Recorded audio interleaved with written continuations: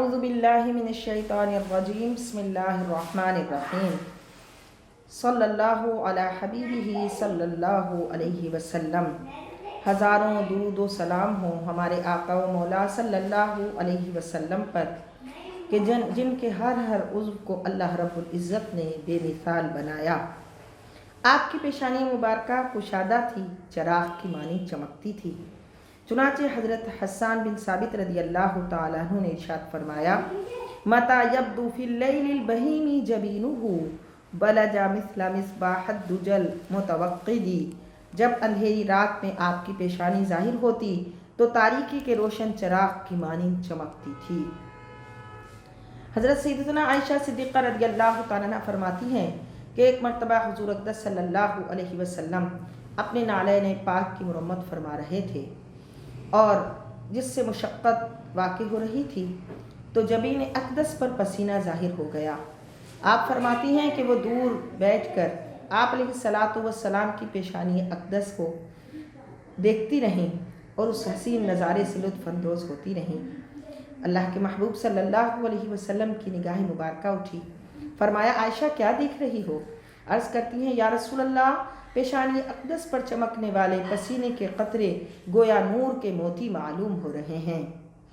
تو اللہ کے نبی صلی اللہ علیہ وسلم نے اٹھ کر حضرت عائشہ صدیقہ رضی اللہ تعالیٰ عنہا کا بوسہ لیا اور فرمایا عائشہ تم نے میرا دل خوش کر دیا۔ اللہ کے نبی صلی اللہ علیہ وسلم کی گوش مبارکہ بھی بہت خوبصورت تھے۔ اللہ رب العزت نے اس میں وہ طاقت رکھی تھی کہ دور و نزدیک سے سننے والے وہ کان لال کرامت پہ لاکھوں سلام۔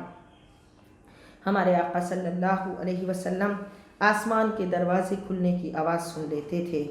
چنانچہ ایک روز حضرت جبریل علیہ السلام خدمت اقدس میں حاضر ہوئے، عرض کی کہ یا رسول اللہ صلی اللہ علیہ وسلم، یہ آسمان کا ایک ایسا دروازہ ہے جو آج ہی کھلا ہے اور اس سے پہلے نہیں کھلا۔ آپ علیہ الصلاۃ والسلام نے اس آواز کو سن لیا تھا، اسی لیے آپ علیہ الصلاۃ والسلام اپنے غلاموں کے بھی دور و نزدیک کے کلام کو سماعت فرما لیتے ہیں۔